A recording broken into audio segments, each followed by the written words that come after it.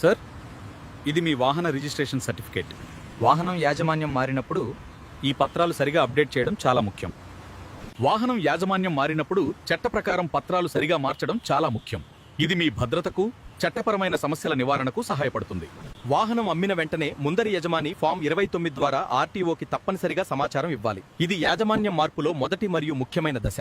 Form 30తో పాటు RC, insurance, PUC certificate మరియు నిర్ణయించిన ఫీజులు తప్పనిసరిగా సమర్పించాలి. ఇవన్నీ పూర్తిగా ఉంటే యాజమాన్యం మార్పు సులభంగా జరుగుతుంది. వాహనం ఇతర రాష్ట్రంలో రిజిస్టర్ అయి ఉంటే యాజమాన్యం మార్పుకు నో అబ్జెక్షన్ సర్టిఫికేట్ తప్పనిసరి.